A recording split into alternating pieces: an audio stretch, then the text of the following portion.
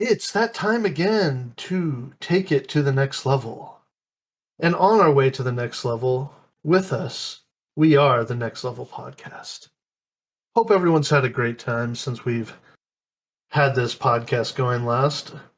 And as always, I am joined by FFXI. How have you been?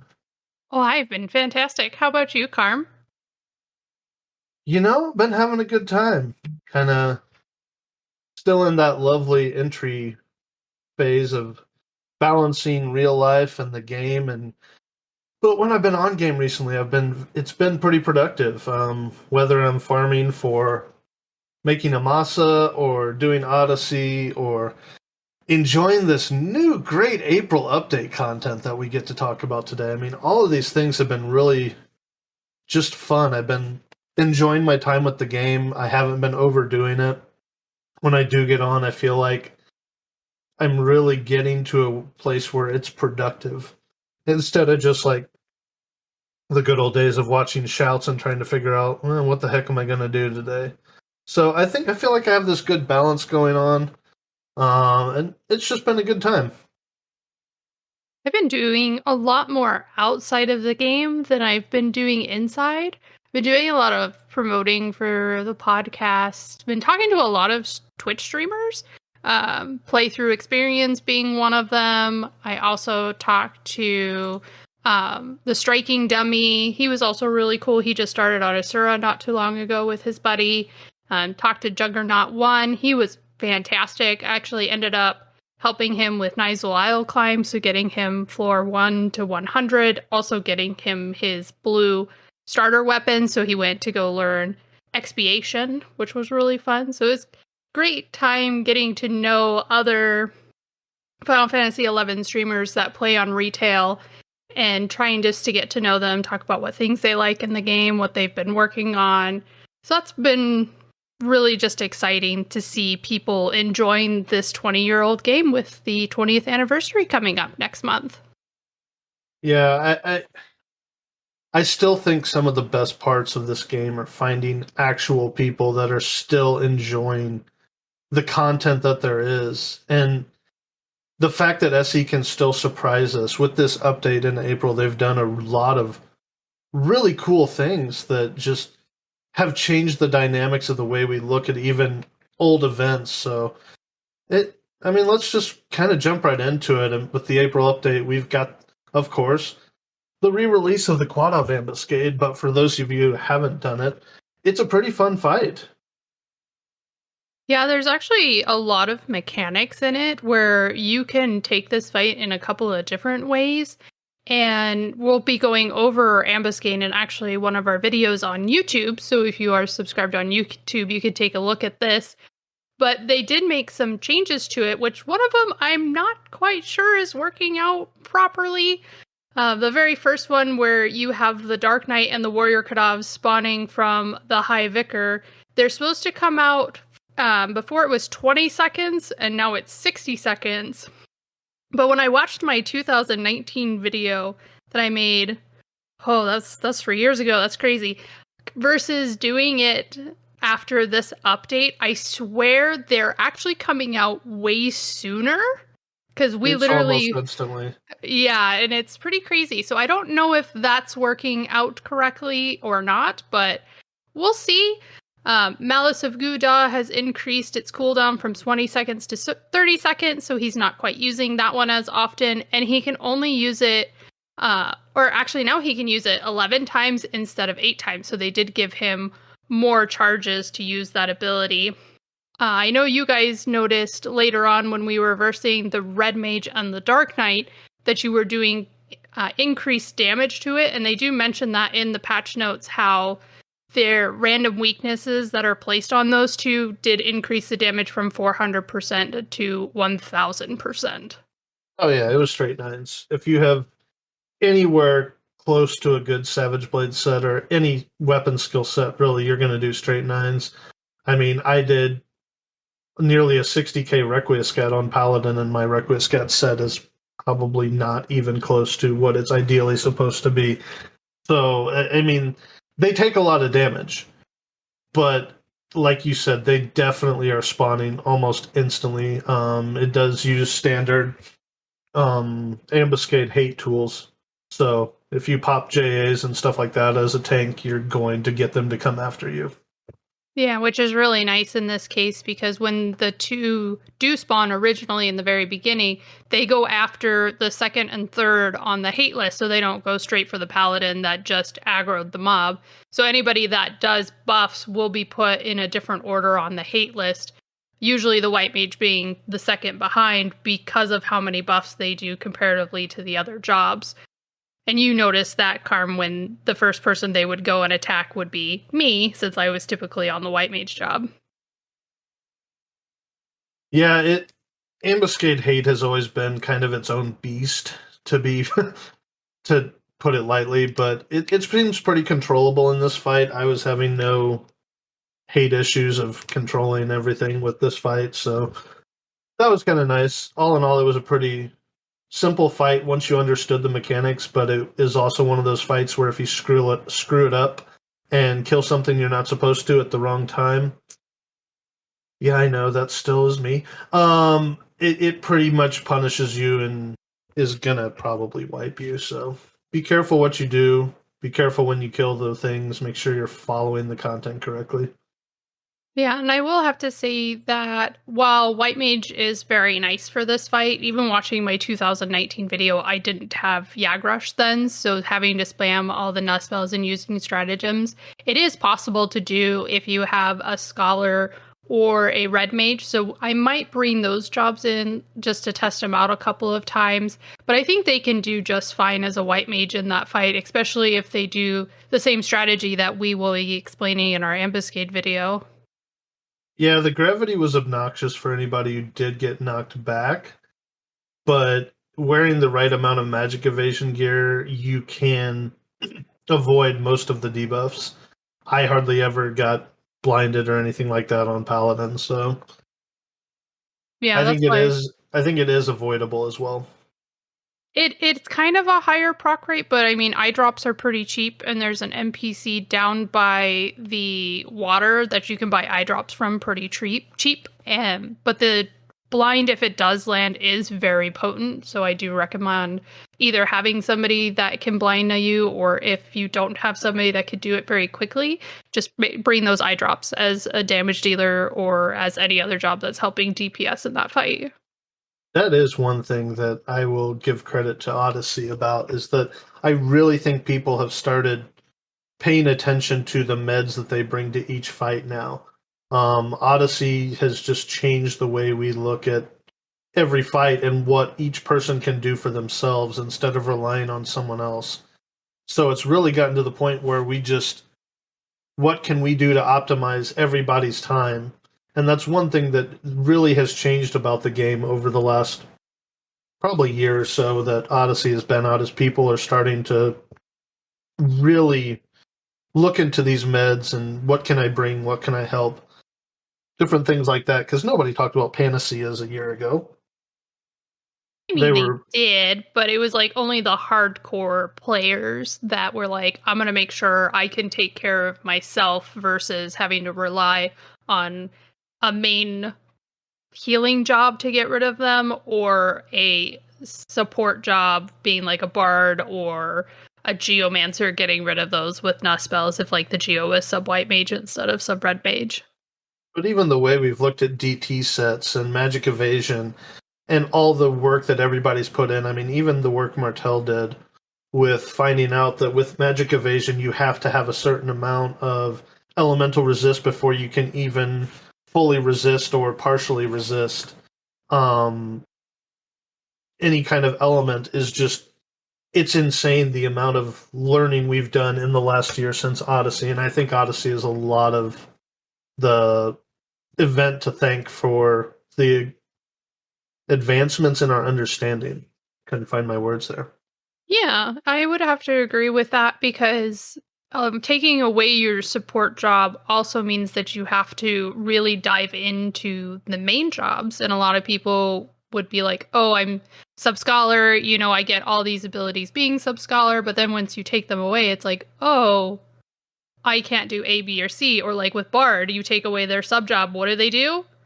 They sing. That's all they can do.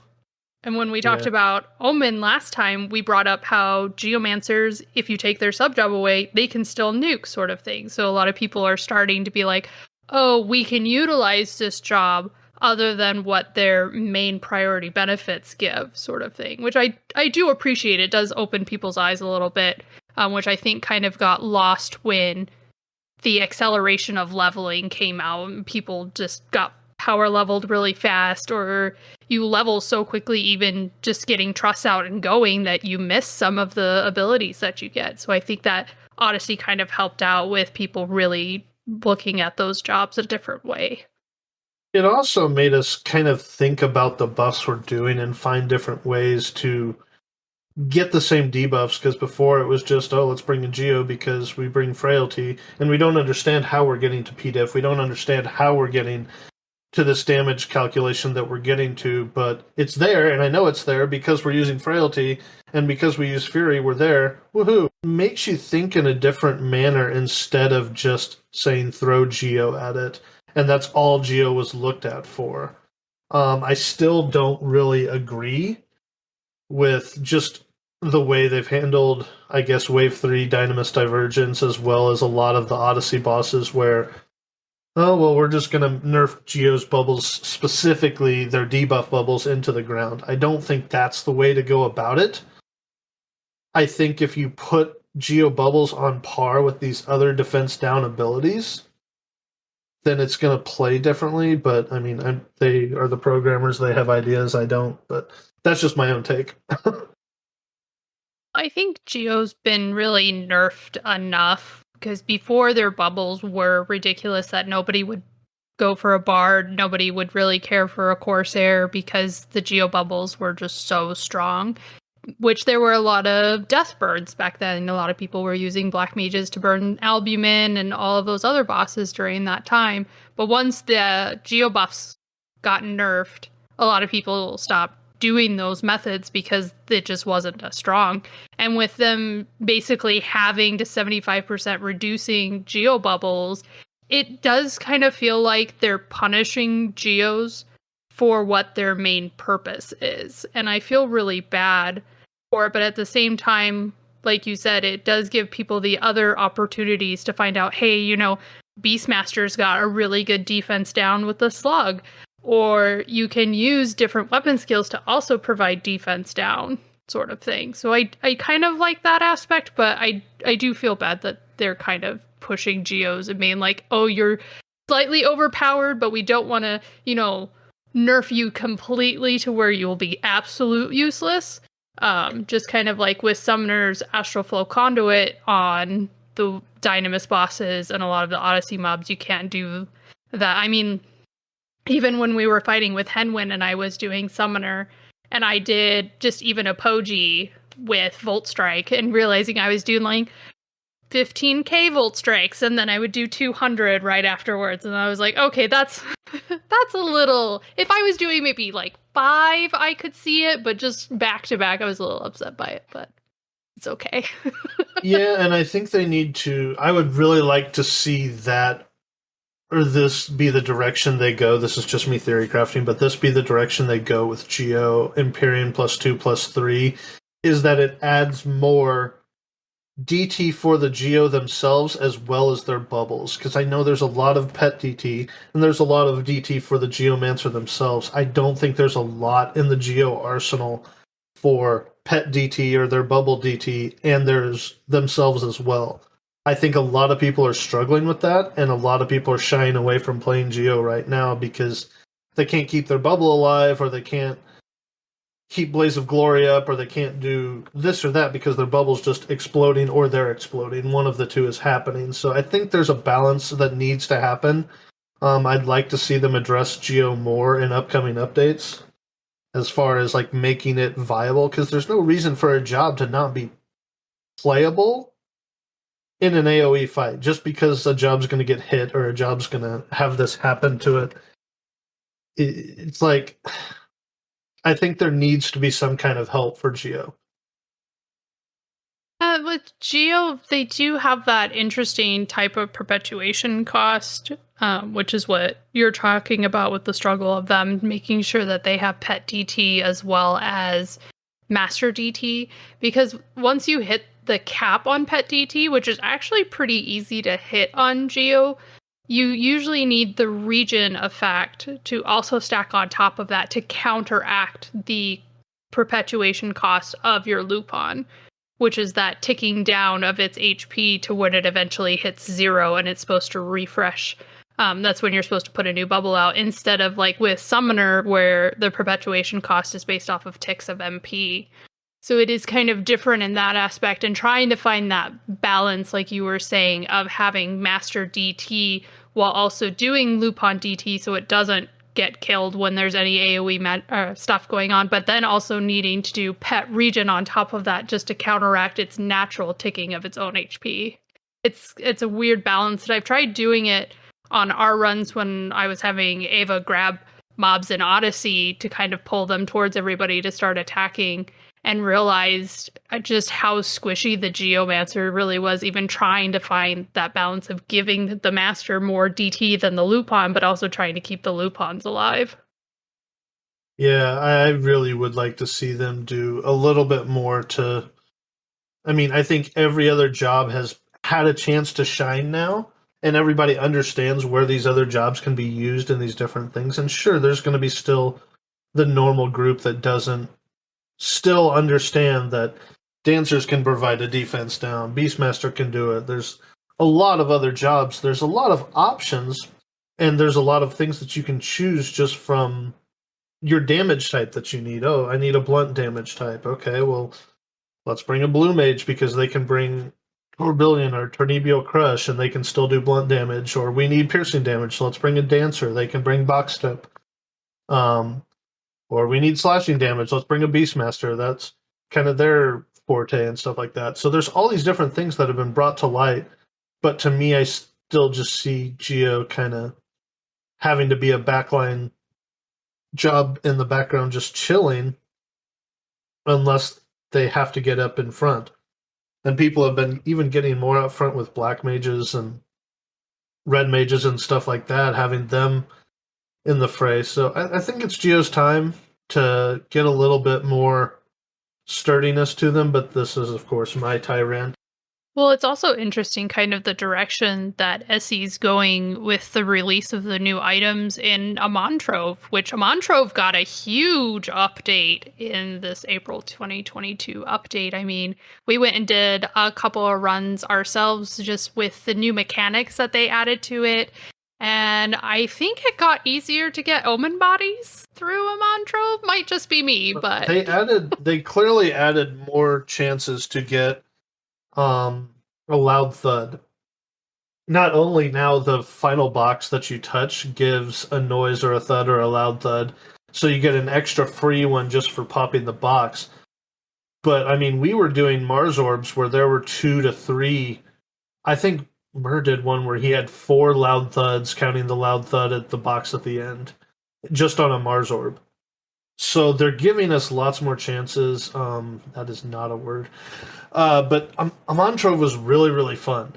Even the new Rainbow Chest, that was so cool to see pop up. For those of you that have not seen the new Rainbow Chest, this is a pretty cool thing. For those people that just despise opening all 9 boxes, leaving that last one, popping it open and getting squadouche and absolutely nothing from it, this Rainbow Chest is for you. I opened, I think, 7 different boxes, or no, it's 8 boxes, and then you have 2 boxes left. One of them turns rainbow. The other one stays the same, so you know not to pick the other box. You pick this rainbow box, and it either gives you a thud or a loud thud. I got a loud thud, and I got a pulse weapon out of it.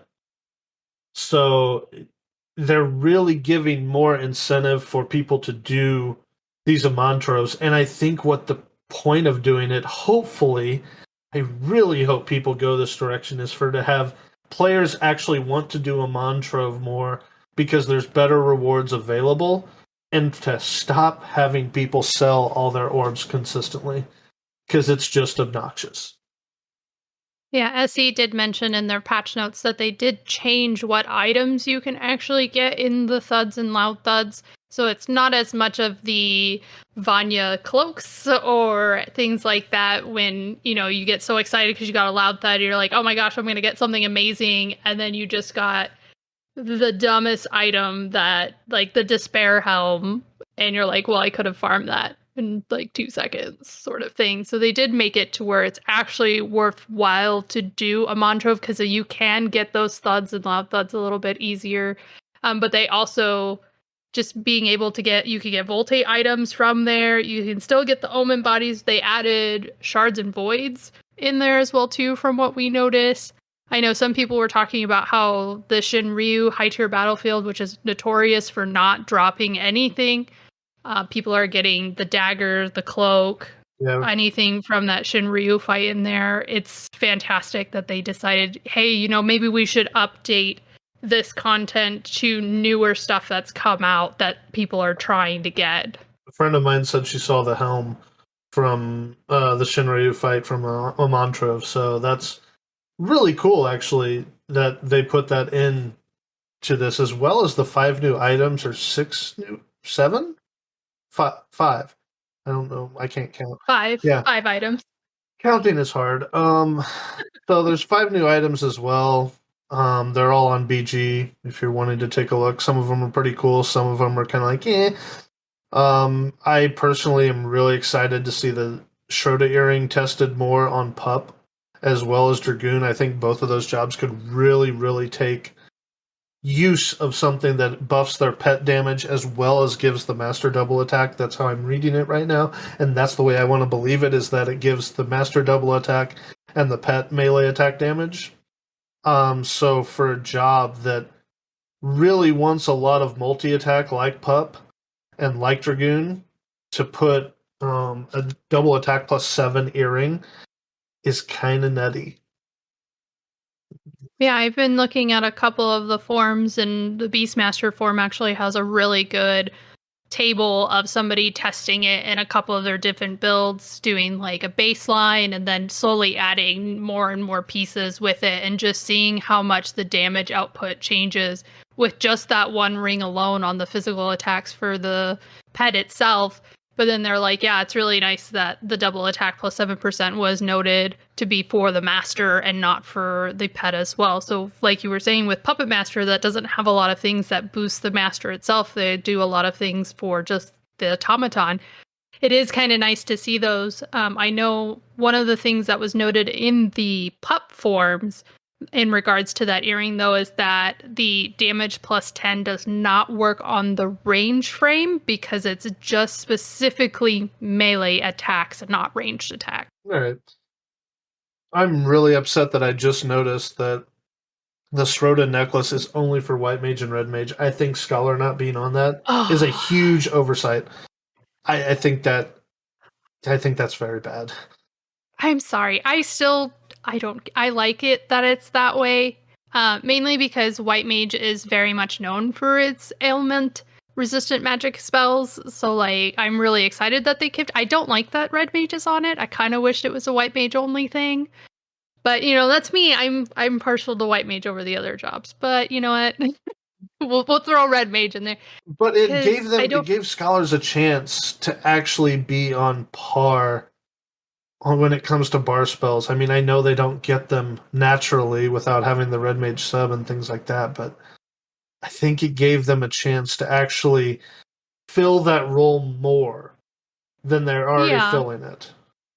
I agree with that. I mean, it is kind of disappointing that they didn't put Scholar on there. Yes, I agree. I was kind of trying to look at the jobs on the others to see if maybe they weren't doubling up, but no, because since Red Mage is on the Schroda Taflum, that kind of throws that theory out the window. And with Paladin and Rune Fencer being on the ring as well too, and Dragoon's also on there, throws that idea completely out the window, which I don't know what I think about the Schroeder ring. I don't like it, but at the same time, I'm like, okay, it's physical damage cap plus 3%, which is really nice, and it's still got the strength plus 15, which is really high for a ring, because the only thing that gets close to that for a stat would be stuff from Omen, But I don't like the minus 20 dex on it because that can really hinder jobs that have lower accuracy and may need the 20 dex for the accuracy side, or if there's jobs that have dex modifiers and they want the strength to have the attack increase.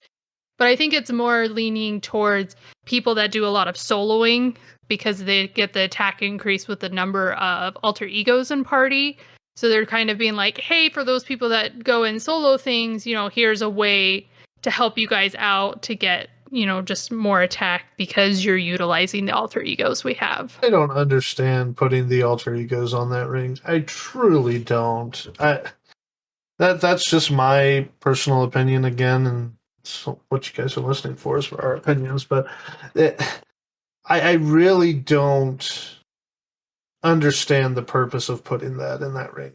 But again, that's just me. I get it that they want to accommodate to the solos lifestyle, and that's why they made trust, and that's why they did all these different things. But I am glad that it's not number of people in the party though, because then it would just cater to six boxers and have another conversation. Yeah, that's why I was like the new items that they came out for Montrove were kind of interesting in where the direction they were going with, because I don't know if they're really wanting nuking jobs to look more at magic crit hit rate.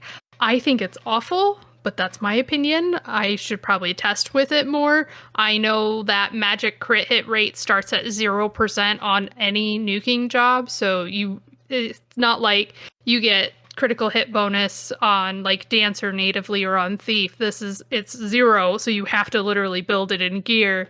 And the fact that they're like, we're going to minus 10 magic accuracy. So the thing you're going to be doing, you're going to have minus 10 to it, and then minus 10 evasion, magic evasion, which is like, okay, we're standing away most of the time anyway. We're not going to get hit by anything. But then magic crit hit rate 2, which means that there's a cap to magic crit hit rate. I'm gonna guess it's 100%, but it may not be. It may be less than that. So you need to have this to break that magic crit hit rate cap. So it's like, interesting, but I don't like it because critting on magic doesn't happen as often. I think it might be alluding to something that is changing in the future, maybe. I don't think it is viable for current game content, but I don't know. Yeah, so it'll definitely be. Maybe I'll try if I get it on. I'll try it on my Geomancer or my Scholar, or I guess on Black Mage. I could try it on Black Mage too. I would have to see which job gets more in magic crit hit rate gear wise, which probably will be Black Mage, but just test it out a little bit and see how often it procs. If it even does very good damage when it does proc, like with crits doing astronomical amounts sometimes based off of what gear you have. So it'll be interesting. I mean, just something to see. Like you said, maybe it's going to change mooking mechanics in the 20th anniversary update. Yeah, I mean, we've been complaining and crying for a Black Mage update forever. The community has, at least. So maybe this is the first step on the way to the Black Mage update. I don't know. Yeah, I am not really sure where they're going to go with elemental magic, what they're going to do with it. We all know that Odyssey is once again bridge the gap in making black mages once again more viable, and now you must have a black mage in your group in order to do ongoing. I think Scholar was kind of missed on these Shota pieces. That's my own opinion, but yeah, poor Scholar. Yeah, after talking through these items with you, Scholar got kind of shafted on the Amontrove items, but Geo didn't really get much either.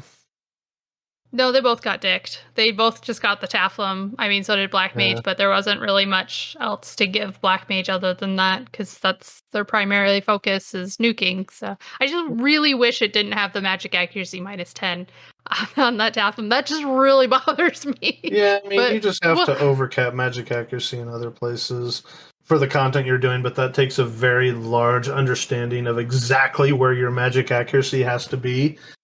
And it's got to be really, really exact to make that work. Yeah. One of the other things that I like about the Montrove update is they made a purpose for the cracked Mars and Venus orbs, and it's not like when you have a cracked Beastman seal or Kindred, or not seal, but those orbs, the Phobos orb, any of the ones to do the BCNM moon orb, and they get cracks. You can either drop them or you can trade them to those NPCs, and they would give you fame. If you give Grayson a cracked Mars or Venus orb, you get a huge range of items. Apple juice, which doesn't sound that exciting, but hold on, guys. You can get copper vouchers, you can get special dial keys. Some people have reported getting another Mars or Venus orb, depending on which ones they've turned in. So it's not like you're just turning them in for an unknown amount of fame that you're already capped on. Like, you can get some really cool things from Grayson and be like, hey, Grayson, you're actually kind of turning out to be a cool dude. Maybe you should go tell Osim to stop being a dick and be like you.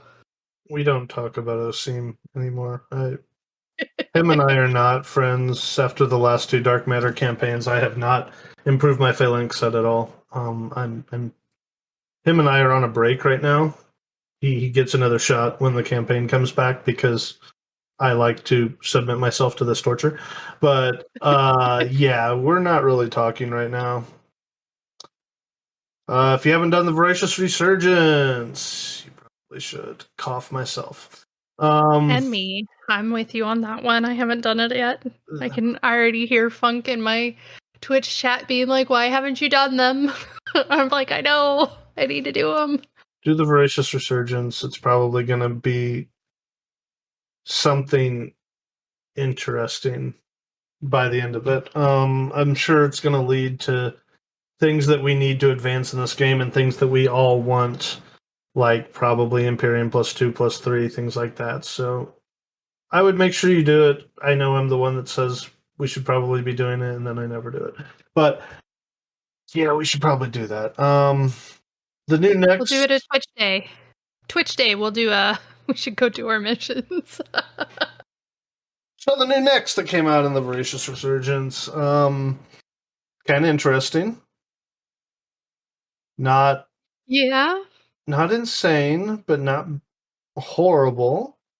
I feel these two are kind of shafted based off of the Bastock one that came out, but you know what? After I've talked with you about it and I've kind of thought about it, the Sandorian one is really nice for newer returning players because fighting Sovereign Behemoth or finding a competent group to do Sovereign Behemoth to get the DT -6 Loricate torque may be great, but you can at least get the Sandorian one that's got the DT -5. And if you're a Sandorian citizen, you get Regen, which is always nice, kind of combining the Bakanawa necklace with the Loricate torque.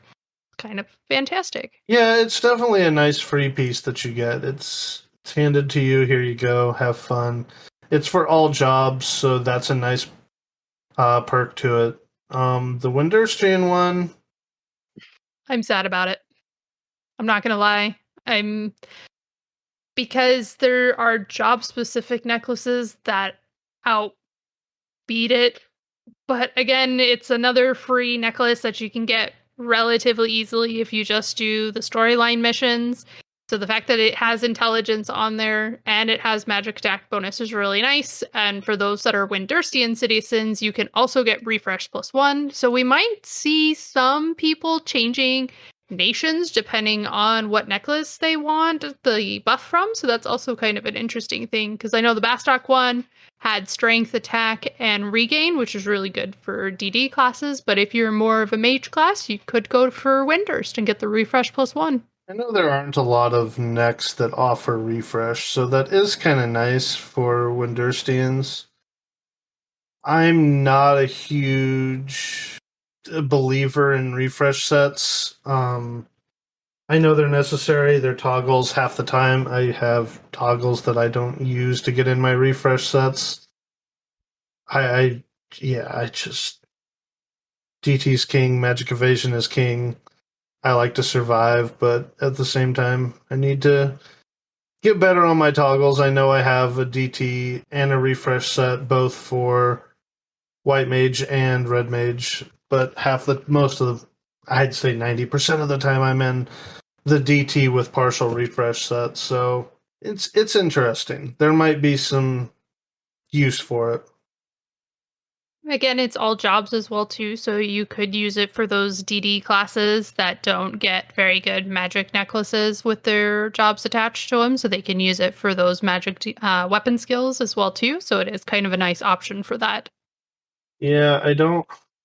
Unless you're trying to break D-Ent, I can't see anybody using that over Sanctity Necklace. Like, Yeah, it's very niche. We it's very I think it specific. leaves a I little mean, bit to be maybe desired. I think that's the worst of the three. you know what, Carm? You can use it. Oh no, wait. Paladin has something for that. Never mind. I was Mhm. like, you could use it as a refresh piece for your paladin, and I was like, no, they Nope. have something. We That's a necklace that gives. Can Rune Fencer? Does Rune Fencer have a refresh necklace? don't think Like when you're so? just Question mark. standing around, you can get your refresh, get your MP back up on Rune Fencer. Yeah, but there's no HP on it, and Oh, gee. Rune Fencer You're struggles with bursting my HP. bubble here. Yeah, I'm I think trying we're here for you stretching. guys. I think we're really stretching for a piece that is just lackluster, and that's not a bad thing. It's still a free piece. It's still just a normal thing. But I think everybody was really hyped about how nice looking the Bastok necklace looked, and then you kind of see the others, and you're like, I will say again, the Sandorian one really actually isn't as bad as I thought it was initially. Like at first I looked at it, I was like, you got Laura Cake Torque, and then I had to really think about it and be like, oh yeah, this is way easier to get than Laura Cake Torque, and you know those people can actually use this for a long time. And I know some people like to do region builds when they're just idling around, so that's actually kind of a nice combination of having damage taken minus with region in it, which I doesn't think so. happen very often. Yeah, I won't be using it. That's not a thing I'll be using. I'm just saying. I mean, I don't like Sandoria. I'm gonna stick with Bastok anyway, but you know, You that's a whole nother love story the for a whole bagpipes. nother day. You I love the hate the bag. bagpipes. That's your Oh, it's the favorite only zone sound. I will turn that music off every time I go into Sandoria. Like the past ones aren't that bad. I can go into past Sandoria and be totally fine. I go to present day Sandoria and I want to rip my ears off. Just like instantly mute all sound in that But which do you zone. love more? The sound of the bagpipes or the sound of people popping books and the light bulb sound? I see. You know, I loved the scholar emote when it first came out because I would be like, oh, look, I have an idea, guys, sort of thing. But the fact that they used it for the books, whenever I go try to spend my sparks and my Unity accolades and I hear people popping books, I was like, you realize it's really easy to get skill ups. Why are you spending your sparks just to pop And books? people So pay for them. probably I know. Don't remind me. People yell and pay for these. there's There's food for all the new people out there. There is skill up food that you can buy from Carm's favorite Curio vendor Moogle in all of the starter nations. So easy to get, and then you can just walk outside and just smack something for a while, or just cast spells with this food on, and you'll get skill ups. It's so easy. Like, don't sit in cities and pop books The courier all vendor day. Moogle is the true NPC hero that we didn't know we needed, but he is truly a wonderful PC or NPC. That I go to him all the time, whether it's meds, whether it's ninja tools, whatever in the world I might need. He's got my back. I'm glad to see the where his wonder DI is back as well. That's I another. was gonna say the best PC is where is DI on Asura because everybody asks whenever he's not online. I literally just checked to see if he was online. I switched windows and was like, "Is he back? Is he alive?" And he's back. Yeah. So our hero has Usually on returned. yeah, I noticed on the auction house forums when people were panicking, he's like, so occasionally my character crashes. Don't worry. I'll get it back on when I realize it's off. Yeah, another But we're issue they resolved, or what they're calling it, is a resolved issue. I don't think it was an actual issue.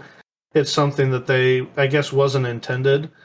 You're no longer to you're no longer able to cruel joke the apex mobs that were added in the Crawler's Nest S in the past.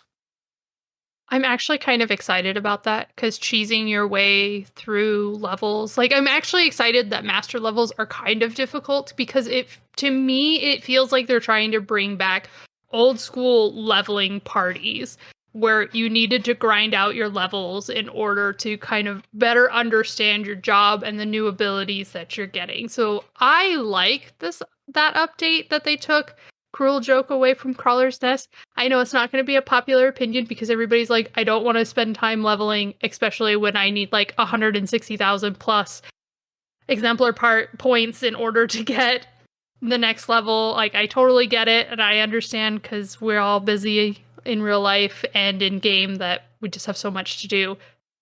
But I like it because I liked those old school parties, getting to know people, getting to learn my job and the new skills I'm getting.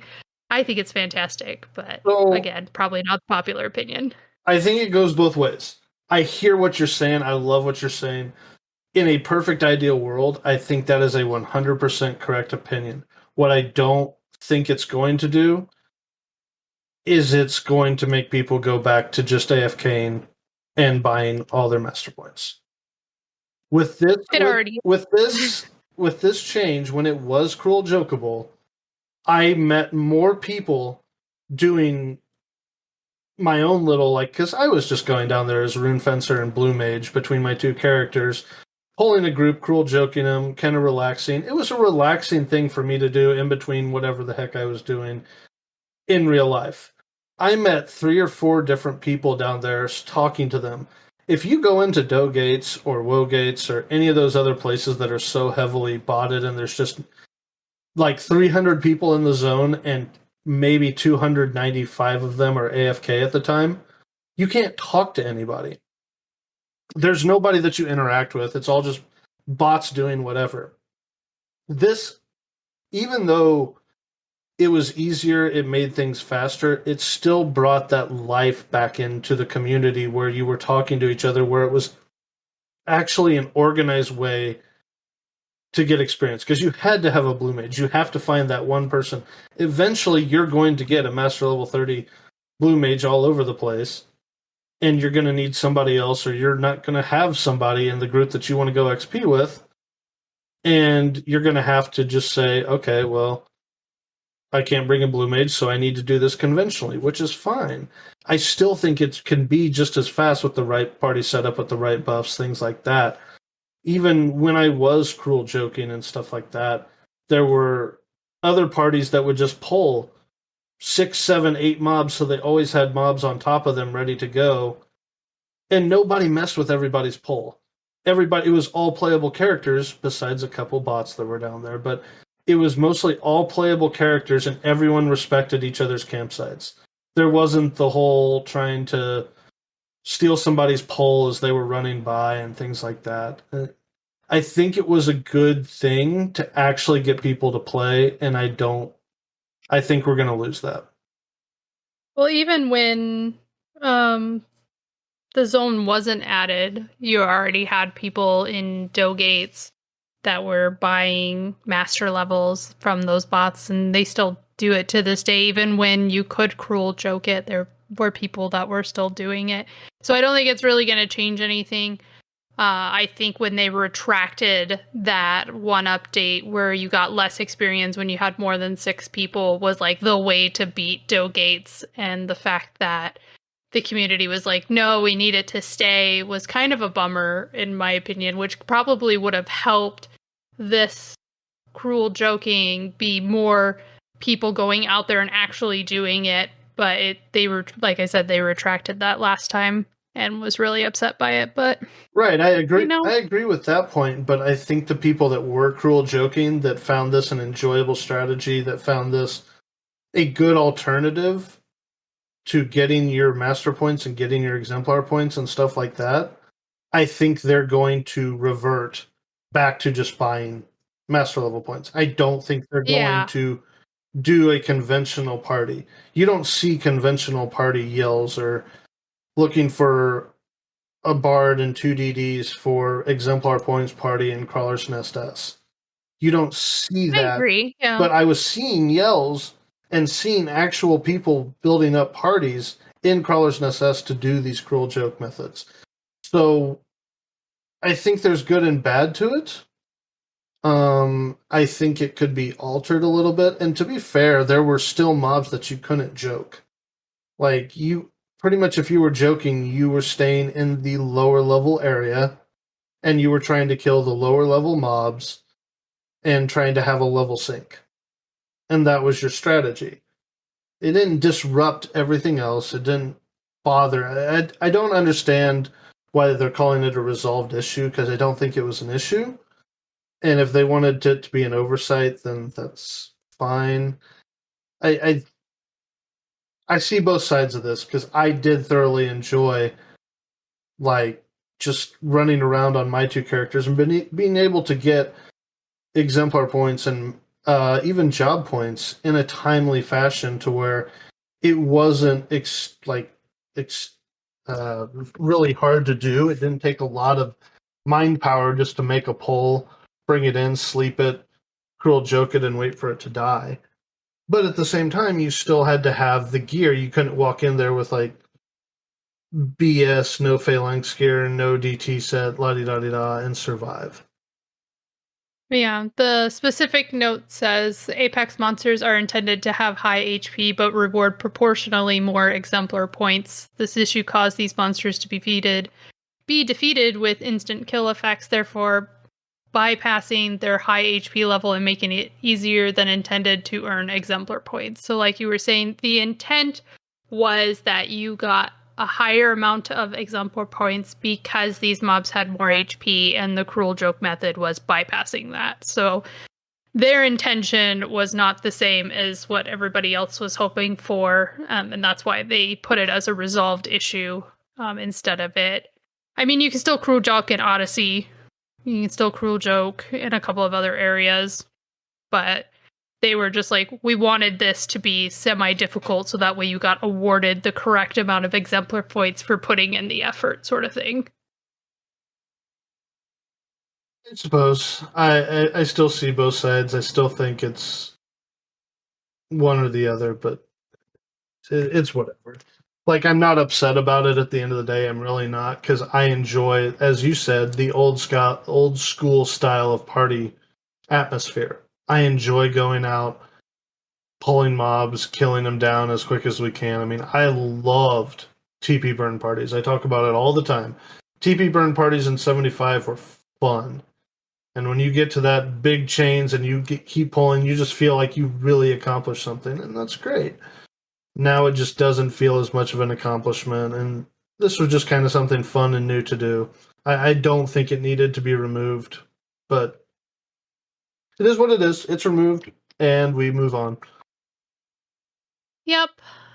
So we're going to move on to the login campaign, which started really quickly after the last one ended. The last one ended just on the 8th, and this one's going to be going on from the 11th until May 2nd, and then you have until May 9th to pick up any items that you want from this. But I'll be honest, it's all repeats. From the last 3 login campaigns, you have the Tiger Club, you have the 3 Mage Gate table that you could put in your Mog House, and then if you missed it last month for getting the Byakuo mount, don't worry, you could get it again this month. But the 750 point items, I'm really sad about.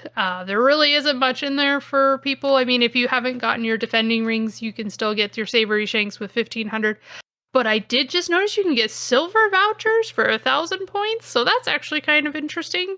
Just saw that one, but the 750 point items are pretty disappointing. Interesting. Yeah, the first time I read the notes, I thought it said Tiger Cub, and I was really excited for a second, and then I'm like, wait, there's no Tiger Cub.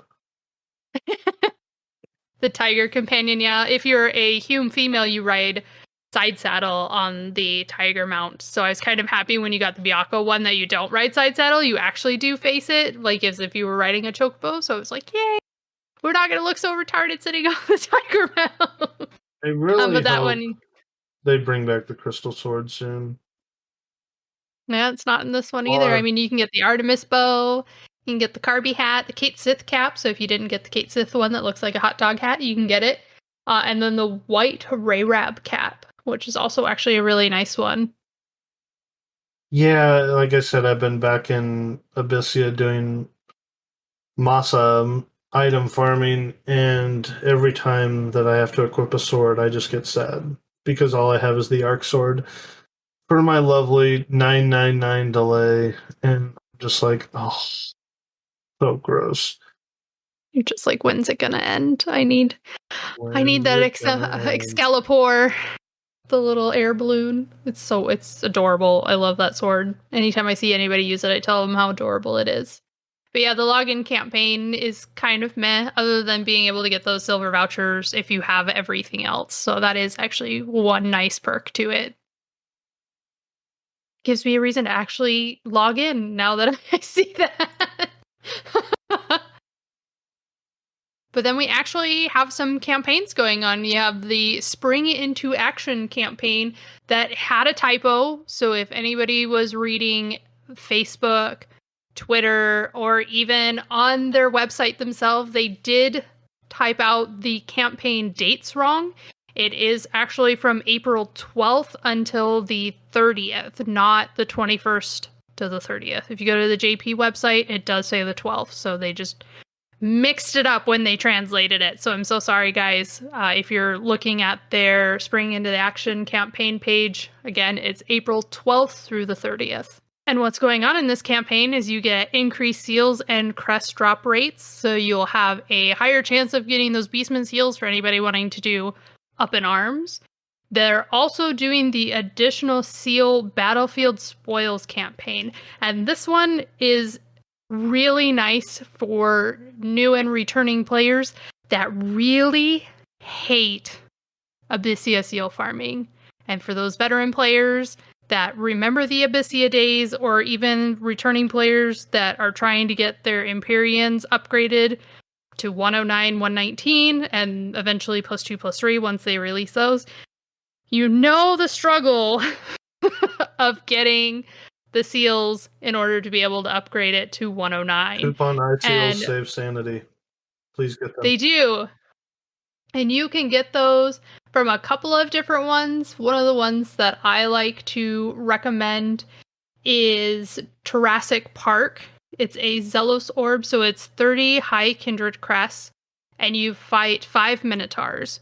But you can get 5 coupon ice seals in one run if you're lucky. I mean, even if you're not lucky, you get like 2 or 3. It's still really nice because 1 coupon ice seal equals either 8 to 10 seals for a specific job. So, like, if you needed white mage body seals for your Empyrean body for your Afflatus Solus set for when you're curing, you can trade in a coupon ice seal to the dealer Moogle in any of the starter cities, and you can check.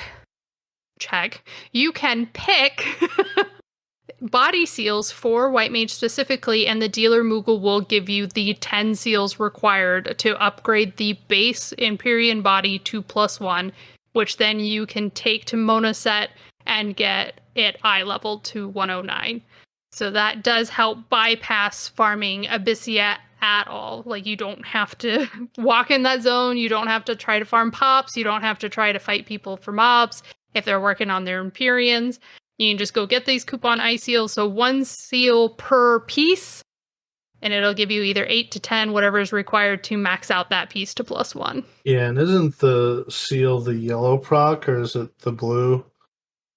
It's some. It would be the blue one, yeah, because it would be for item And drop. it was so terrible. Like, it's so terrible to get. No, just I hated it. I despised trying to get blue procs. It just wasn't fun. What's also nice, like Jurassic Park also has the chance of getting the enhancing magic +5 waist piece.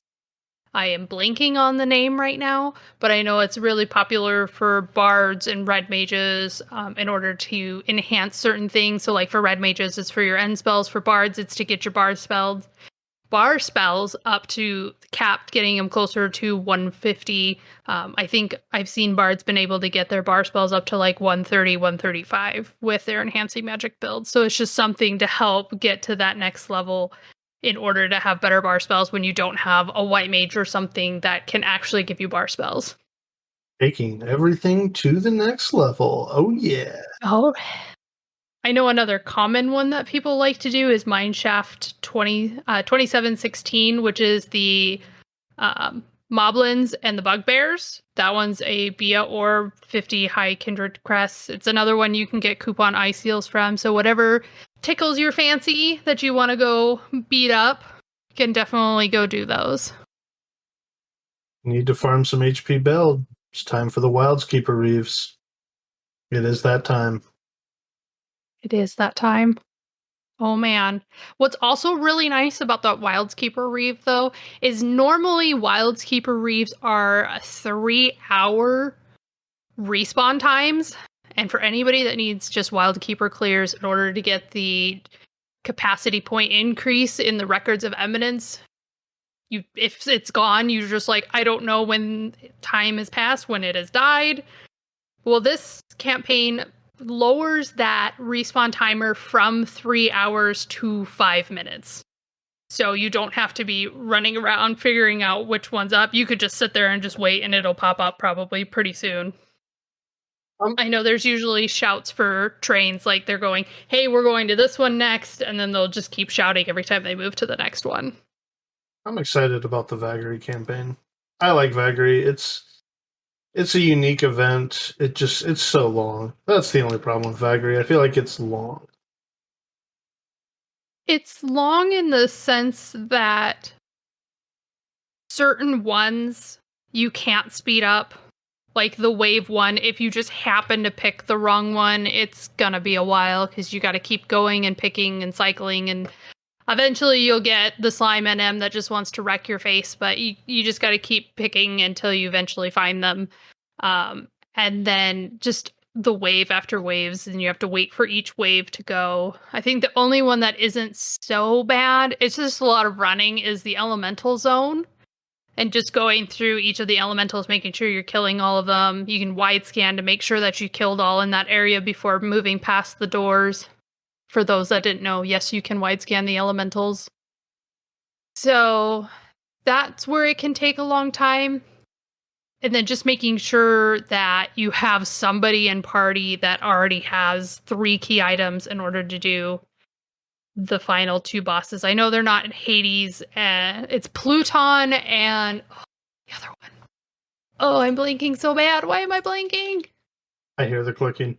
Perfidion and Pluton. Perfidion. I didn't even get to the page. I can't prove it, but I couldn't even get to It's Perfidion and Pluton. Making sure that you have those key items already before going into any of the 3 zones, which technically you can kill in any of the 3 zones. It's usually, a lot of people like doing it in either the slime zone because there's a lot of missed targets on which one's going to get you the boss, so they like to do it in that one, or in the elemental zone where there's really no interruption. You can kind of pick and choose where you want to complete those objectives to pop Perfidion and Pluton. But the campaign's really nice where you get just a random chance at an additional item, whether it be a Vagary material, which is used for relic upgrades, or just getting equipment that you didn't actually get in Vagary. And for some people, they get their wings. They get the one body piece that actually gives them the little wings effect that isn't used as often anymore. Yeah, the good old Tortaras plate mail. Everybody's favorite lock style. But no, there is still some really solid pieces that comes from Vagary from the extra person afterwards. So you should pick up some stuff. I mean, the innervating ring's pretty dang good. The etiolation earring that apparently can't pronounce today. Still pretty good. Always could use more Tartarian souls and stuff like that.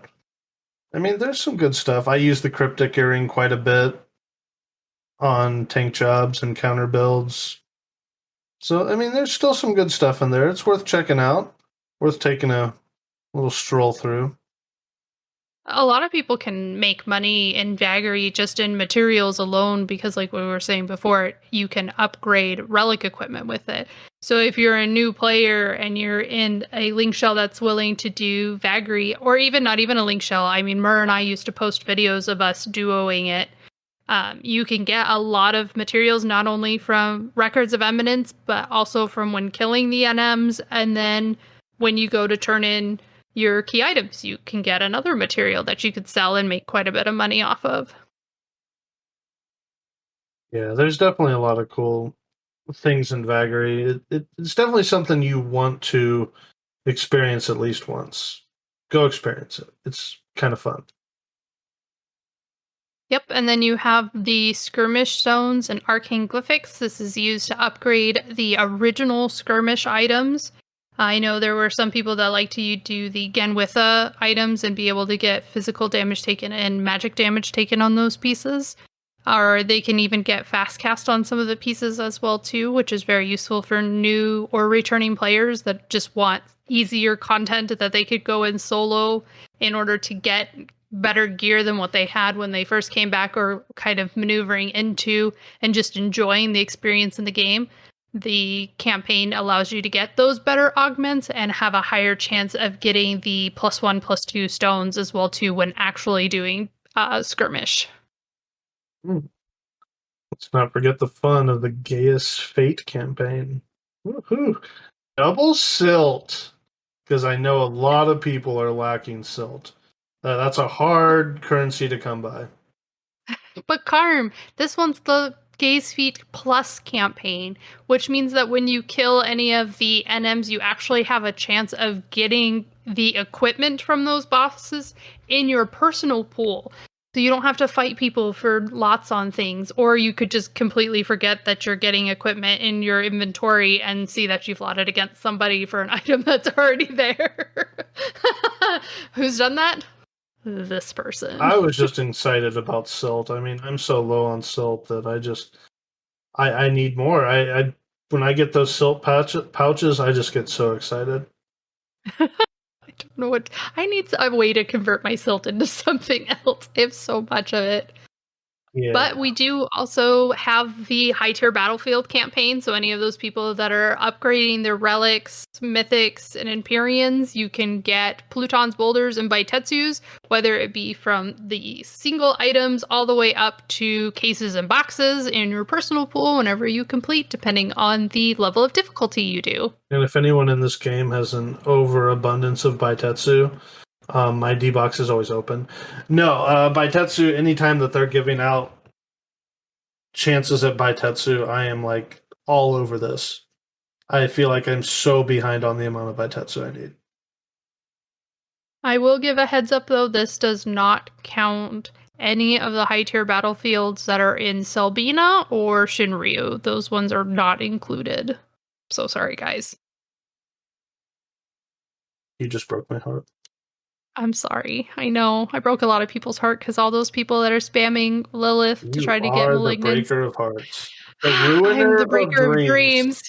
Yeah, that was my name in the link shell. I was the ruiner of dreams. Breaking everybody's dreams apart. I'm so sorry. But at least I'm trying to be factual here, so that way, if you go do any of the avatar fights, which are pretty easy, you can go and spam those and try to get some currency. You can also sell them. So if you're doing just some runs, getting chapters with your link shell mates, you can be like, hey, I got Pluton's boulders and Baitetsus, throw them in your bazaar. If you're in Asura, you can go sit down by Oboro. Or, I've seen some people just standing at the map in the middle of Port Juno as well, too. Speaking of Oboro, did you see that disgrace of a new creature that's in place for Odoro? I have not. Can you please elaborate to me? I want to go. I'm actually going to run my character over there to find out what the person's name is now. But some just disgrace of a creature has made a character with the same character model as Oboro or Odoro or what. I don't even remember what his Oboro. actual name is anymore because I don't look at the name anymore. I just make sure I use F8 to only target the NPC. But he's sitting on top of the actual NPC, and if you open a trade and try to hit trade, it'll instantly accept, and you'll think you're trading an NPC. Please watch what you're doing. The worst thing you can have is like lose an SU5 or some kind of just anything that you're trying to trade and actually make something happen correctly. And then all of a sudden you're like, oh gosh, I just traded this to somebody else. And if you do report this player, make sure you report them for, I think what it is third party tools, not um, it's not stealing because technically by the game's description you accepted the trade. He is currently named Oboyo, Obio, and the actual NPC's name is Oboro. So he stands right on top of him. It's the exact same character model. It's hard to see that there's two creatures there, but there is actually two people there. So watch what you're doing when you run down there. Yeah, so for those that play on keyboard or have a keyboard nearby, if you hit F8, it'll target the nearest NPC, so you won't target that player. If you're on controller and you hit trade with this guy, it'll show 2 trade windows. So that's kind of your big red flag whenever trading an actual player is you'll see 2 windows. If you're trading an NPC, you'll only see 1 window. So big heads up when you're trying to trade in those SU5s or your Rima stuff. Make sure you're only seeing 1 trade window and not 2. Crazy. That NPC was gone for quite a while. And I was really happy about it. Like I get that there's people that want to play with third party tools and do all this stuff and play the game how they want to, but when you're just trying to be an outright piece of garbage person, then and like exploit people that don't know any better than to make sure that they're targeting the right person, like you're just a sack of garbage. You're just an actual sack of trash. I remember when Odoro, it was another person that was doing it down there. I came out with a video on my original Twitch and YouTube channel being like, hey guys, by the way, here's ways to avoid this this person to make sure you guys don't lose anything. Because it came up a lot in our link shell that people were trading Odoro, the stuff that they needed for upgrades. They were trading all their Baitetsus, they were trading their SU5s, their JSC Nax, or even just stuff to make the Odoro specific weapons. Like pre-win, people were going for the shield for their paladins and having their items taken because none of them are rare EX in order to keep it from happening. So it was just kind of heartbreaking seeing that. But I might do another YouTube short just kind of reminding people if there's another person down there for the people on Asura to be like, hey, be on the lookout. Here's some tips and tricks to stop from them stealing from you. Even though, like Carm said, it's technically not stealing again in the game because you are accepting the terms of the trade with this person. So if you go onto the reporting website, which you can find on BG Wiki, do it for third party, or you could do it for impersonating an NPC. That is also another one that you could pick. Yeah, I don't really go around reporting people that often, but this is definitely a person that I want out of the game. And like I said, the account was gone for quite some time. He was Odoro for a while, then he was Odairo and a couple other things that were close. And he came with about 3 different accounts. And then it probably had to been months that I didn't see him down there because I've been trading by Tetsus and other things in for a while, catching up those stuff. But now it's just back, and it makes me sick. Yeah. Well, let's get back, on a lighter note. You also have the special dial key campaign that's going to be going on, which gives you a free chance at the Goblin, with also the chance of doing your 50 credits in order to try to get some really cool items. I know some people have been getting the million gil items that they can put on the auction house to sell, and some people may just need those items in general, and you have a chance of getting them through the box. We got some pretty expensive like foot shards and stuff like that. I think I got a Corsair head shard once or something. I don't know. It was one of the Corsair pieces that sold for like 2.3 mil, so I was pretty happy with the goblin that day. He and I Oh, got I along. bet. The goblin and I don't get along. We don't ever get anything good. I get so many potions, orange juices, just me and the goblin. I've gotten lots of Limbus items too, and I was like, Goblin, I've already upgraded my AF. I don't need these Yeah, I items. kind of wish it would Please give only me something be. else. I kind of wish it would only be relative content, since it is you have to have 50 login points or whatever it is to get the special dial and stuff like that. So it should be somewhat like, yeah, you can have your crap stuff, but you don't want to get stuff that is never really viable again. Yeah, those really inconsistent items. But I do get really excited when everybody's like, oh, I got this really expensive piece that I really needed for my job. And I was always like, yay, so happy for you. Like, not in that sarcastic way. Like, I actually am truly excited for people. But I, like, every time I go to that goblin, we're just like, is it going to be that day? And he's like, yup, it's going to be one of those days. And I'm like, oh, you never change. If he ever gave me my Regal gauntlets, I'd probably like marry the goblin or something. I don't know if he can Just even like, give you the Regal gauntlets, but holy crap, I'd be so happy. and then we have anybody that's doing Mog Garden, trying to get that leveled up. You can do your monster rearing campaign, which gives you the higher chance of your monster rearing creatures to evolve. So if you're trying to get specific key items from them in order to have those extra bonuses, like me with a cactar being able to run faster when I don't have any movement speed on my jobs. So great. Um, there's just another way for you to be able to do that faster in a more efficient way. Also, Dynamis Divergence Statue Crusher Campaign Plus. So excited about the plus. Uh, The normal version of this campaign, I was like, yeah, that's cool. I get extra currency, like maybe a chance at medals, but plus you get straight up shards and voids depending on which wave you're doing it in. Makes me really want to go to Dynamis actually. yeah, if you're not with a group, like you don't even need a full alliance of 18 people. If you've got a strong 6-person party, like you can walk through most wave 1 and wave 2. It's just that easy. And it's at the point now where it almost might be easier with 6 people because you have less people to manage and less people to make ninjas explode and do all the other things that people complain about in an 18-person group. But our gear is way past caring about a lot of the mechanics in Divergence. We should be So able to walk through. I might hate myself for suggesting this, but if people are only needing shards specifically, you technically only need a really good Corsair. Because you don't have to kill the mobs within the statue, you only have to kill the statue itself. So you could go in as a Corsair and just farm wave 1 if you really want to, and then just call it a day with any of the stuff you get. Yeah, but you have to Don't have hate three. me, You Karma. have to have 3 people to enter the zone. Oh, that's right. You do need a minimum of 3. So just take your 3 people.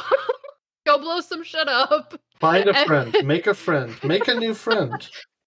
There you go. Make some friends. And Friends oh are man, that was a cool weird gesture I just made here while I was sitting here. Like, make some friends. because everybody saw it. Everybody is now judging you I know. based on They're emotion super we did good. not see. Yes. I'm sorry. I'm just thinking about it. I can't even describe the motion I was doing because I can't even repeat it. It was just so glorious. And I'm just like, go make friends. Go enjoy the game. I mean, you could kind of hear it with my voice. Like, you could probably picture it with how I'm talking, but Yeah, I got the whole Mr. Rogers' Neighborhood theme going on in my head right now of it's a beautiful day in the neighborhood, and then just Claire walks in, make some friends today. But friends make everything so much better. but in all honesty, just get out in the game, have some fun, do these events, try these different things. the game is encouraging these for a reason. It's not like Dynamis Divergence is this really hard content and nobody like they're trying to do these things so people aren't just paying 120 mil for their Wave 3 clears. Or paying Wow, is that how much it's going for now? I've seen it. It's Oh my insane. gosh. Wow. Usually it's around Maybe 40 to 50, but still, like, why pay 40 to 50 mil? It's very easily cleared content now. And even if you take some time and do it with only 6 people, eventually you're going to put enough damage on this boss to do it. It can be done. Yeah, I mean, we were going out to the different Dynamis zones doing it with just the three of us dual boxing and having a good time while we were doing it, just pacing it out, having some time to go down to the wave 3 boss and taking it down. Yeah, now that But I we've got mean, our we're proud. clears, we can do these other things. We can do these farm runs. We can make money. We can farm astrals. We can do whatever we want now. And this event can be a definite cash cow. Like, there's a lot of money to be made in Dynamis Divergence because it's a long event. It's got a long lockout. People don't want to put the time into it. They don't want to organize a group and organize a time zone and organize all this other stuff and do all these things that we used to do back in the day. Just so now they just pay their way through it, and But or they buy it off the auction house. at the same time, though, I'm wondering how much shards and voids are really going to be worth with them being added to the Amontrove update. Remember, that was one of the things that we talked about. And during our runs, we got shards and voids, I think, on almost every orb that we opened. Oh, sure.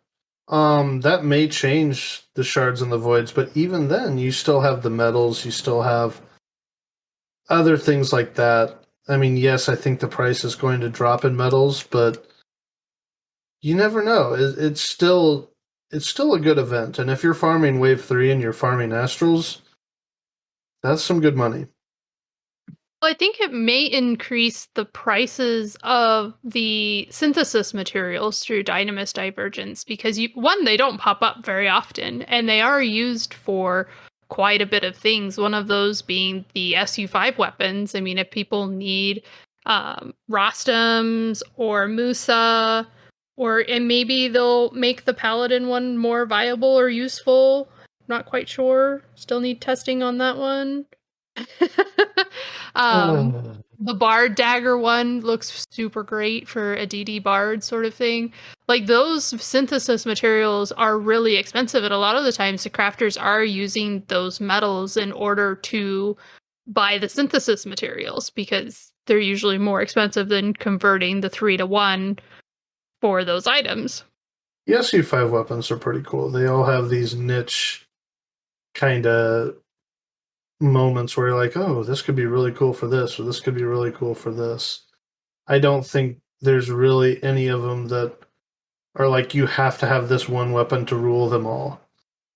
I think they all have their niche values and their niche places where they're really, really good. I still kind of want the Subtle Blow 2 Katana. I don't know why, but there's nothing else that really fills that gap of Yeah, Subtle no, Blow I 2 for get what you're Ninja. saying. Yeah, I was actually looking at the Warrior SU5 Great Axe for that same reason, because I can get Subtle Blow 1 in a lot of places, but there's very few items for Subtle Blow 2. And with things like fighting Embos that we were doing before, wanting to have those Subtle Blow sets so you don't have certain weapon skills or certain TP moves going off and just wrecking your party. Yeah, but now we got another Dagon breastplate. From a Montrove. Yep, from a Montrove. What, we Yep, got a Dagon breastplate, and then we got Nizrock the Jerkin right Ranger. behind it. Yeah, yeah. That's why I was like, I swear a Montrove has like better drop rates on those, but that Mm, could just been the luck that we got. I yeah, mean, your luck's terrible. I'm sorry, but it I got really a is. pulse weapon and a rainbow chest. I can't say it was terrible. At least at least it wasn't a get nothing run. I mean, and we've had a good luck runs even before in Almond Trove. I think the loud thuds are just more now. And I think you get more chances than you did prior.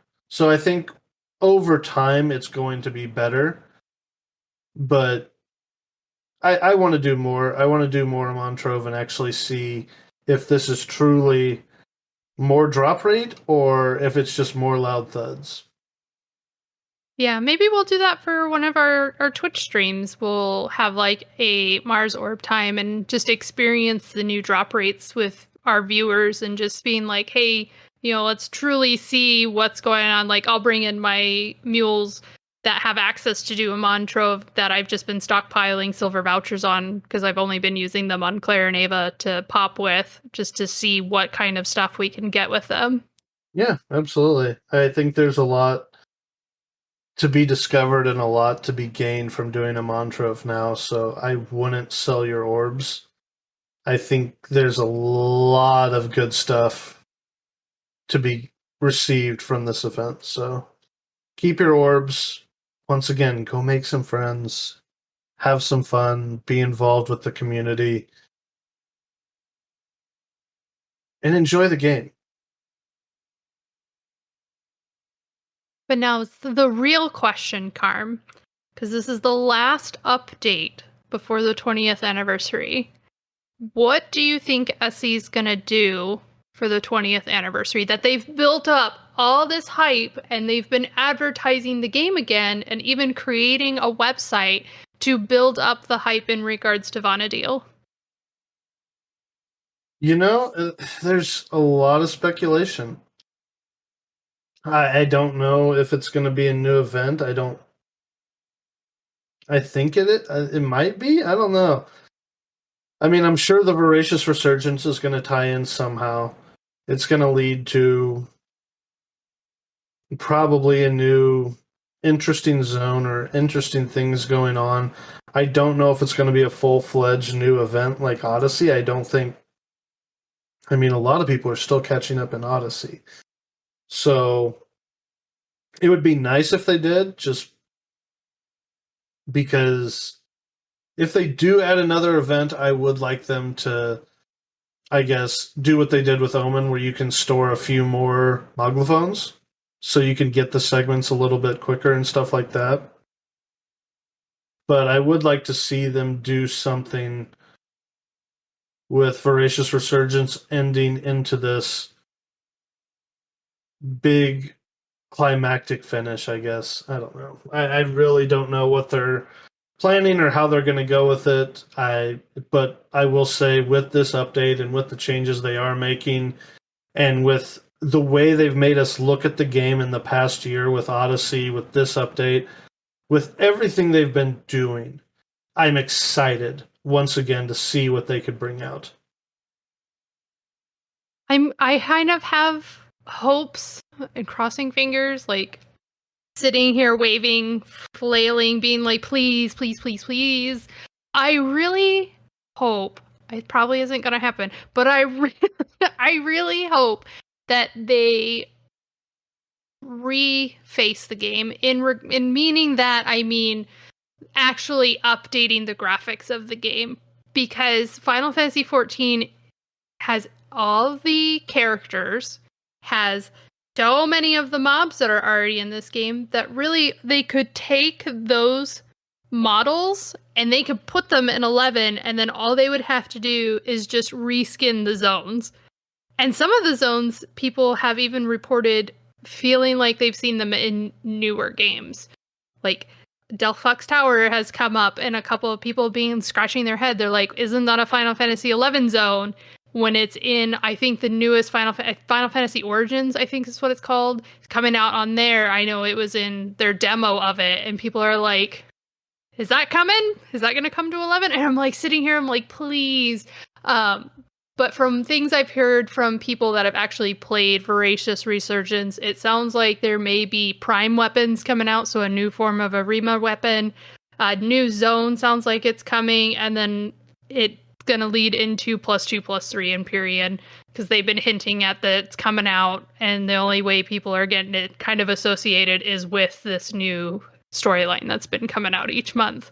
Yeah, the prime weapons is kind of a cool thing because in my mind, I'm like, ooh, maybe the Dark Blade Katana is going to be in there as a prime weapon, and that'll spread you to semi, and Ninja will become like the greatest thing since sliced bread. But that's my I hope. don't think it'll be items that are already out. Like that one is one of those Mog Yeah, Bonanza but it can items. I only don't be think that. one that way. There has to be a way to obtain it. No, not necessarily. They might just keep because they have specific lock style items that are through unique ways. Like there's the pole arm that's a pen. They also have the camera gun that you can only get through certain certain actual real life purchases that have the codes for those to redeem. Um, so I mean, they could. The most recent in-game item that has been special for something was when there was the Cherry Blossom screenshot campaign. I didn't participate in it. Mer's like, oh, I should have done it, but they gave people a white chocobo beret for doing that screenshot campaign. And it wasn't really put out a whole lot. I mean, they talked about it on Twitter, they talked about it on the Final Fantasy XI website, and they put it out on Facebook, but they only mentioned it like once or twice. And I know I've been scrolling through Twitter, and a lot of JP players that did the campaign are all showing off their white chocobo hats. And I was like, oh, dang, I missed a really cool looking hat. But, it was my fault because I didn't participate, So it could just be that those items are going to stay Mog Bonanza only, and the prime weapons will be their own unique thing. Yeah, but that katana, I just want to. I want to be able to share. I want to be able to share shadows with everyone. I know. Especially when you have mobs like the Antikins last month, where you could have just had a ninja take it and just like constantly cast shadows over and over again and giving it to everybody, sort of thing, The instead of having enemy everybody. spread on an AoE ability that hits everyone that has enmity on the mob when you're casting in as much enmity as you do on ninja, it would be like hitting Rampart over and over and over and over again. The enmity just it'd be so cool. It would be so exciting to have that katana. I can't even. I know. You just gotta get lucky on that Mog Bonanza. Yeah, that's gonna happen, but Wait, should I win the Mog Bonanza and then just like strut with it strapped to my side that I never play ninja and just be like, hey, Carm, look at this? Because I'm that person. No, I'd probably get the re-raise one where I could give re-raise 4 to somebody, because that's always really nice. you just broke my Did soul. I was gonna say, did I just hurt your feelings Shatter there? of dreams. I am. It's okay. But Uh, for those that have been joining us on our YouTube side, we did come out with the YouTube short. It's one of the first tips and tricks that we came out for. It was in regards to this month's Ambuscade Primer Volume 1, how you could find the correct cutoffs that give the EXP amount in order to get your Primer Volume 1. So if you haven't checked that out, you can go over to our YouTube page and see that. Also, we're streaming on Twitch now. We'll probably we were doing it for 2 weeks now, but that's a whole nother story. But we're going to do it more often instead of once every other week. So that way you guys can check us out, whether we do really well or if we just like bang our head against the wall and, try to work at something and we're just failing at it. You guys can experience it with us. Hopefully it's the first part and not the second part. yeah, banging our head against the walls isn't exactly the most fun thing, but hey, it I know. happens. It's I'm kidding. actual content. I mean, what I mean by that is like us going out and experiencing Tolmalt Curator and, may not always go the best, but we're still going to go do Tolmalt Curator until we get all of the things we need from him, because I still don't have that staff, and I really want that staff. Yeah, it's pretty Especially good. because I have the wings for that staff, and I still don't have I it. think everyone has the wings for everything that they could possibly use wings for.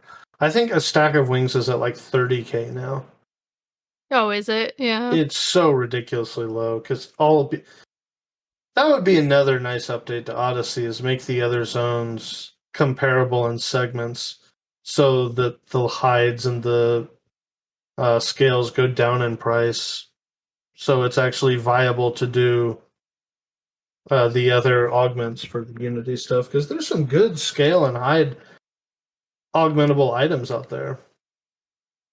Yeah, for sure. There's a lot of them. I still haven't finished upgrading that I really want to get through scales and hides, but of course we need segments in order to do the bosses Or even a because we're trade in still. where you could trade in like even 5 or 10 to 1 wings for a hide or for a scale or I something was like that. I was just about to say, are we going to do the 10 to 1 omen conversion for wings? I At mean, this which would be point, I viable. don't care. We've got so many wings, and I mean, I upgraded the Laura kit torque on both characters just because I wanted something to put them in. True. I mean, you could just put them up on the auction house and fight everybody else with it, but Yeah, I it's with not even. that's something that the community has been asking for, and maybe they'll do it in the 20th anniversary. Is give us more auction house slots because we've been sitting at 7 for so long.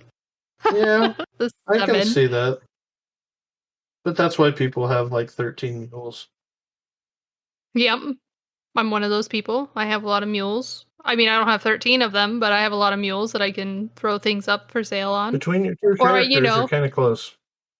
I no, I don't. It's not even close. Burr's got probably that many. I don't even remember how many mules he has, but I have enough to get the remaining crafts between Mur and I. Cuz he's got 3 crafts and I have 2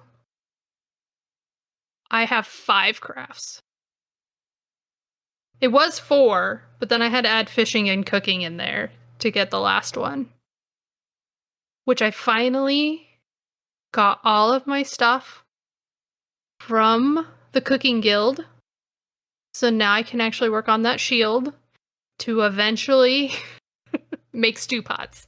I don't even care Another about the Altana shield. repass, but the stew pots. Yeah, I don't mind doing stage 4 shields. The stage 5 shield can kiss my ass. I'm still working on my bonecraft one, but every time I go out to try to farm the items to make the spheres for my stage 5 shield, I just cry because I just keep seeing all the bots and it's just like this needs to be fixed. But there are some people, like I've checked out the forums, there are some people that are like, I will pay somebody to farm cards for me, and I'm just like, it's you people that are driving me crazy. You. Like, and that's why I keep seeing shields pop up, is because people just don't want to fight with the bots, so they just are buying all the spheres, or they're asking people that are either playing the bots or are willing to go out there and fight the bots in order to get the cards or the specific items from the earlier zones. I know there were a lot of people banned fighting the Kadavs in Palbro Mines for the fetishes. I've slowly been seeing bots start appearing in that zone again, and I've been getting really sad about it because it was nobody out there, and I was so excited because I got so close. I'm like 65% done with my shield, and then the bots started showing up, and then I got really sad. I was like, could you have just waited till I finished this one? She says sad. What she actually means is she dropped about 82 vulgarities, and it was a raging moment, and now it's just sad. It's just really well because for the longest time, in order to make sure I wasn't impeding our group and just being like, hey, no, I don't want to go do stuff. I really want to work on this shield. I dedicated one day for like 4 hours to go farm for my shield. So I wasn't hindering anybody else that they could go any other day or any other time. I was just like, for 4 hours I'm working on my shield. You guys can do whatever. And sometimes you guys came out and helped, which was fantastic. And then some days you were just like, I'm gonna go do my own thing, which was totally cool. I was like, I'm just gonna put my headphones on, play some music, and just go farm. And there were a lot of people that I helped. I gave fetish stuff away if I saw like new players coming in. I was like, I don't want to steal these from you. Here you go. And sometimes I got nobody and was able to get some really good progress on my shield. And my gil was so low because of having to buy. Oh, I can't even remember. I haven't worked on my shield in a while because of those bots showing up. Um, Distortion spheres, or No, I wasn't buying the spheres. The catalysts, because you have to talk to the NPC to buy the catalysts that go with your spheres in order to make the skill chains, or the synth chains is what they called it for your shield. And just buying the and I already lost it again. moral of the story no. is the shield takes a lot of work. Bots suck. Please play the game and don't be a silly person that just Yeah. wants to buy And everything and not experience the content. don't get pissed off at anybody that's working on it legitimately and not just trying to pay their way to finish it. Because it really is a long process for that final stage. Like, if you're trying to farm it because you don't have a lot of gil, in order to compensate for the fact that you have to buy the thing from the NPC in order to do the synth chains. I don't know why I keep spacing that word all of a sudden. I was talking about it all the time with you guys when I was just like, why am I poor? Because I'm doing synth chains. That's why. The catalyst. It's like one The of those catalyst. memes and one of those things that you see every once in a while now, like go check on your friends with this going on. Go check on your friends building the stage 5 shield. They're not okay. They probably need some help. They may want just a break and have somebody to go out there and farm with and stuff like that. So talk to your friends, see if they're okay. They may not be. I'm not okay, Carm. Or I'm gonna go cry now. or find your friends that are working on atonement trials. They're not okay unless they're done. At least that's quicker than the stage 5 shield. It's true. If it was any longer, I might not be here. But I mean, it'll probably, like, if I finish my first shield, I could at least make things with my stage 5 shield that could help pay for my next one. So like that's the only benefit that I can think of where I'm like have some motivation to be able to finish it, cuz I'm like I'm so close. I'm already past the first hurdle and just need to get that much closer in order to finish it so that way I can start making us stuff. Although I don't think I'll parade around with it. I don't think I'll lock style it at all. I think I'll keep it hidden. Just like I keep my stars hidden. I don't show anybody that I have master jobs. Yeah, I haven't seen One that of those many. weird things. I haven't seen many stars recently, to be honest. I don't. I don't see a lot of stars. I think because people forgot that you could hide the stars, and then they're like, oh, I can do /job master display off, and it takes the stars off. And then it's like, oh, people won't know that I'm a noob playing this job because they'll just assume it because I don't have stars on. At least that's with me. I mean, people can. The stars were cool when they first came out, but I think they're just. It's too much. Not everybody wants to look like a little sissy Lala running around with stars above their head. It doesn't really, like. I haven't really seen anybody that's been like, I'm so proud of my stars. I'm so proud of them above my head. And it's just. It's kind of silly. I see what they did. I see why they did it at the time when it was an accomplishment. Now it's just like, eh. But I mean, people run around with their favorite mythics, their favorite relics, their favorite weapons, their favorite lock style, whatever they want. That's the stuff people want to show off, not like stars above your head. I don't even remember. I think it's 3 stars. I don't even remember anymore. I turned it off like the second that I hit my first master level. But yeah.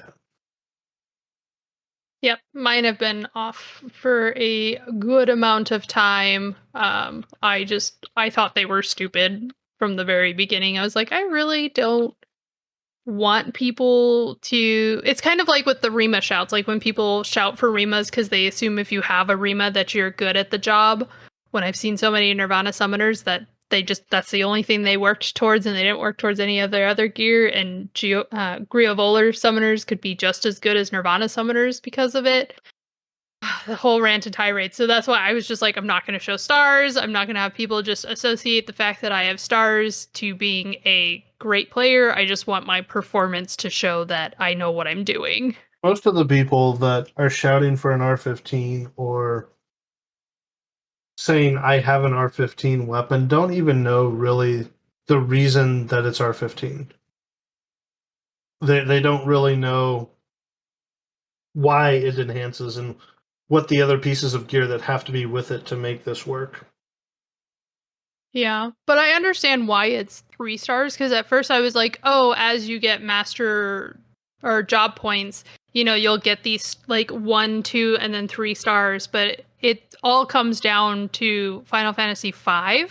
When they had the master system in there, when you mastered one of the classes, you'd get the 3 little stars above your head. So that's kind of where Final Fantasy XI decided to do the 3 stars instead of it being like 1, 2, and then 3 sort of thing. For those that didn't know, Final Fantasy V started it first. Dun dun dun dun. The more you know. But yeah, I think we've kind of covered everything with the April update. I think we've really. I really am excited for the direction the game is going and the new things that they're adding, and how they're still able to make a 20-year-old game exciting, new, and different. I think we have a lot of cool things coming.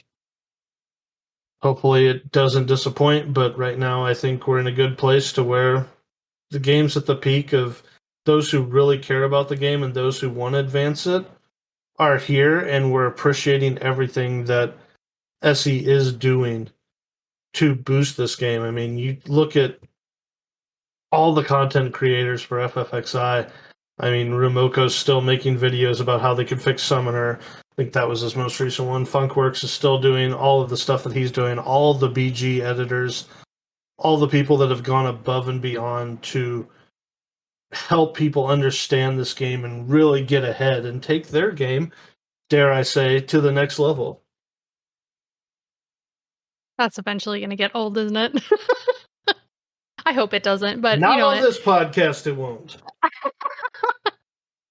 I hope people do check out Funkworks' streams on Twitch during each of the monthly updates. He's a really good character to talk to in regards to Final Fantasy XI content, and you can spend some channel points to have him update a page if you'd like, depending on how many channel points you have. He's been updating the Abyssia maps. For those that didn't know, those were getting updated on BG Wiki. They are, and they are fantastic if you haven't checked them out already.